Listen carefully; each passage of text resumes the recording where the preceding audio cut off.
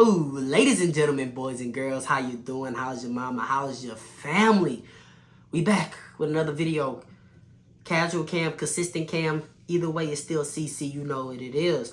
We got UFC Fight Night 251. Let's not call it that. While it is UFC Fight Night 251, it's also UFC Vegas 102. We're back in Apex for Cannonier versus Rodrigues. Check out the playlist. UFC Vegas 102 playlist. I did break down my predictions for the fight. Every video pertaining to this card is in that playlist, just like every single other card. This week we got 5 total bets, subject to change. It's gonna end up being 6. And usually during the card, I bet some more. I might, during the live streams, I will be live for the card. But it's gonna be 6 for sure before we actually start the live stream up. There's just one bet that I'm waiting on the props to drop, the odds to drop. But as soon as it drops, I've been on it all day. We're gonna play it. So it's 5 right now, but it's going to be 6. We have 5.82 units wagered to return 11.63. If everything goes right, we're going to profit 5.81 net units. Before we get into our bets, let's recap our last event. UFC 312. We had 6 bets on the board. We wagered 8.1 units. Not as many units this week. Will it change? We'll see. We'll have to see how we feeling live, but this card, I said in the predictions, it's a tricky card for me. I'm not really comfortable everywhere. But I do have a lot of exposure here. We wagered 8.1 units. In return, 8.45 units. We profited nearly half a unit. Wasn't the greatest day. Can't say it was a bad day. A lot of bets didn't hit, but we did not lose money. We actually profited it, but we broke even. It was a bad day, however, because the casual parlay lost. Kevin Youssef, I don't even want to get into him. Cody Steele, you didn't shoot no takedowns, my dog. You got in a slugfest with a better striker. What are you doing? You had just good enough striking to be able to be competitive on the feet and then work in your grappling. You didn't work in no grappling. And Kevin Youssef, I don't know if he remembered he had a fight that day. But I'm trying not to rip the fighters apart as much. But this is hard. It's pretty hard. The only reason we broke even and actually ended up profiting money was Zhang Weili. We had multiple bets on Zhang Weili. She came through. We had her over 0.5 takedowns.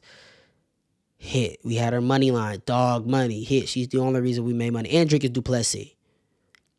We had Dricus Du Plessis to win. We were all over that.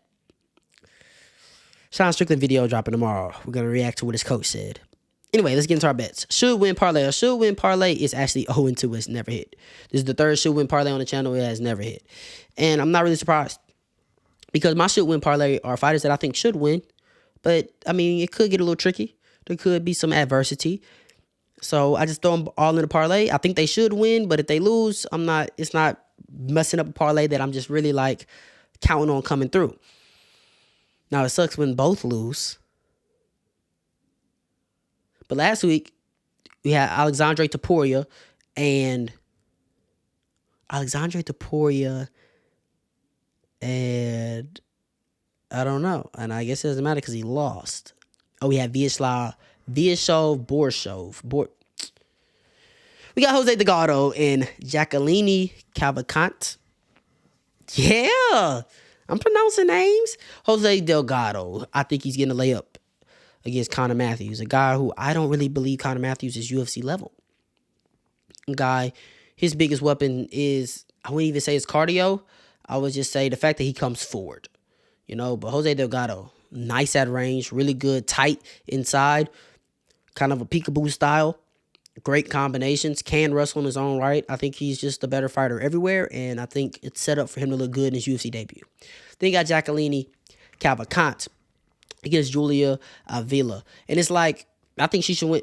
First of all, I got Jacqueline at -3 something. She's minus 600 now. Crazy. These bets aren't really meant for you to tell. So I don't really feel bad for getting it out to you. Because it's you know what I'm saying? But that is crazy. I got her at minus 390. Parlayed her with Jose Delgado. Put 1.67 units on it to return 3 units, a profit of 1.33 units. But like I was saying, the biggest adversity for her is Julia also has the ability to just come forward. Not really dangerous in the hands, not really dangerous in the grappling. Cavalcante Should be long, should be rangy, should be on her bike. Similar to what she get against. Is it Norma Cano? In her last fight against the French woman. Nora Cannoli. I don't know. But that was a split decision. I don't think Julia is near as good as Nora or Norma, whatever. Moving on. Underdog and straight plays. We got Nazim Sadikov. You know, when I was originally going to place this bet, he was plus 140. And I'm like, okay. I was going to place it, but I was like, nah, let's just see how the line moves. And, well, he's plus 170 now, and it looks like he might even become a bigger dog. But I needed to hurry up and play it so I can get this video out to you guys. I put half a unit out to bring back 1.35 units, a profit of 0.85 units. I think Nazim Sadikov here is in a very winnable fight. I'm not going to say very winnable. It's going to be competitive. But I think this is a winnable fight. Ismail, very, very chaotic in a way, you know. Comes at you full steam ahead, all offense. And Nazim Sadikov is kind of the same way, but he's a bit more defensively sound. A bit more cautious while still being able to have a high volume, nice combinations. Then if Ismail fades, Nazim's going to still be coming forward, getting in his face, walking him down. Can wrestle, can defend himself against the takedowns. I'm rolling with the dog here. I got him at plus 170. I put half a unit on him. I'm liking our underdog straight play. Only one straight play, though, this week. When I say straight, I mean money line. Now, my pride and joy, the casual parlay is 6-4. What the casual parlay is, it's obviously a parlay, but it's a bet to where whatever you place on it, you're going to multiply your money anywhere around 2 to 3. Right? And that's exactly what we did. Usually it's plus money. I think this is the first time it hasn't been plus money, but y'all got to cut me some slack, man. It's minus 106. It's damn near even money. Y'all got to cut me some slack. And it's the co-main in the main event. I don't think I've ever done that before, but I'm doing it. And maybe it's because Rodrigues, Duplessis, and Zhang Weili were the only ones who stepped up and made me money last week, but I'm doing it. Then Youssef Zalal versus Calvin Kattar is a matchup to make Youssef Zalal look great while he advances into a ranking.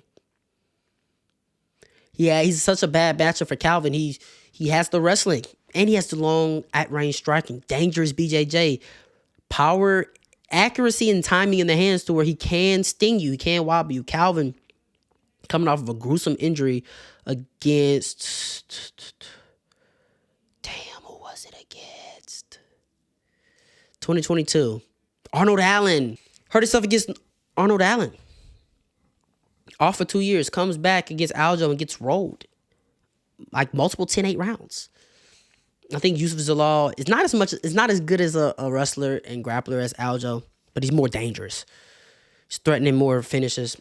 I have another play on Youssef Zalal later on that we'll get into, but I think he's a huge favorite. I got him at like minus 395. I'm sure he's going now as well. Other leg, Gregory Rodrigues. I think it's time. Jared Cannonier. I'm a big fan of Jared Cannonier, but I think it's time. We're seeing the kinks in the armor. We're seeing that ruthlessness is coming down. The ability to walk his opponent down. It's going down. Still good in the boxing. Not super fast, but he's still good in the boxing. He's still good at range. Still has good counters. Still has good slow kicks. Still can defend himself in the grappling. But the first thing that leaves you in this sport is your chin. Then speed. The chin is leaving. The chin might be gone. And he's fighting a very, very dangerous guy who, whenever he smells blood in the water, he's like a shark, and he's going to get a kill. You see what I'm saying? You got Jared Cannonier. Early stoppage against Imavov, yes. But at the end of the day, it was a good stoppage because the writing was on. It would have just got worse. You know, against Kyle Berhalo, I don't know how he didn't get finished. I think Berhalo gave him a little bit of mercy, showed him a little bit of mercy in that one. But he was getting buzzed a lot. Gregory Rodrigues is a guy, he's going in there just to kill. Killer be killed mentality. And he's going for it. He's also incorporating wrestling more into his game plan instead of just banging and slugging it out. Looks like he's taking his career more serious, and he's ready to get into the rankings. He's ready to make a run in the rankings. And I think he's going to do that at the expense of Jared Cannonier. And I don't want to see Jared Cannonier fight no more after tonight. I'm not going to say no more, but I don't want to see him. If it's go fight, do some fun fights. No more hungry killers. Because it's going to be over, right? Now we got some props and mixing matches. We'll start from left, work our way to the right. Prop, Youssef Zalal minus 3.5. Why? I don't think he's going to drop around. And I think he has a chance to finish Calvin Kattar, a guy who has not been finished in years and years and years. I think it's just a very, very bad matchup. So minus 3.5 basically means you have to win all rounds. You can't lose a round on any judge's scorecard or get a finish. I put 4/10 of a unit to bring back 0.65. Profit, quarter of a unit. Now right here in the middle, we got Jared Gordon. We got a two-man, Jared Gordon and Nazim Sadikov plus 3.5. Why? I think Nazim Sadikov, I just went over that for the straight play. I think he's going to win the fight straight up. Plus 3.5 just means you can't get finished and you got to win a round, essentially. You can't get shut out. Then I got Jared Gordon against Nursultan Ruzaboyev's brother because Nursultan Ruzaboyev's brother, the reason I'm saying his brother is Masha Rabajan. I don't know what that is. I don't know what that is. So, yeah, it's Ruzi number 2. I don't mean no disrespect by that, by the way. But Ruzi number 2, that's just what I'm going to do for the sake of this video. I want to say making his UFC debut on short notice, about a little less than a week's notice, against Jared Gordon. I'm assuming it's going to be at welterweight because Ruzi number 2 is a welterweight and it's a short notice fight. But Jared Gordon, tried and true. Dare I say a vet. Very, very well-rounded. Not the most dangerous guy ever. Very, very well-rounded. Good wrestler. Good boxer. Really good fighter. Really good test right outside those rankings. At welterweight, it might look a little different, but Ruzi number 2, he wasn't training to fight a UFC fight against a really good UFC, I'm not going to say contender, but you know. So, and that Ruzaboyev last name, I think, is what stopped the odds from Jared Gordon going from -2 something to -4 something. So I just cashed in on Jared Gordon there. That's a mixing match. And then over here, right above my head, you're going to see Chaos Williams plus 3.5. I'm going to put 6/10 of a unit on that. That's that bet that I was saying. That's that 6th bet I was saying that we're going to have going into the card. Chaos Williams. I think he could win a fight. I think that there's a finish against Gabriel Bonfim, he has a good chance of being on the good side of it. The thing is, he cannot give him any chances to attack the neck. Because I can see this fight going. Chaos has really good takedown defense.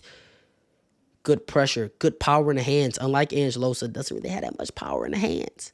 And he can offer the same, I don't want to do MMA math, but he can offer the same challenges that Angelosa offered Gabriel Bonfim and some, because he has devastating power in the hands. I'm not going to say devastating, but he has power in the hands. He's Chaos.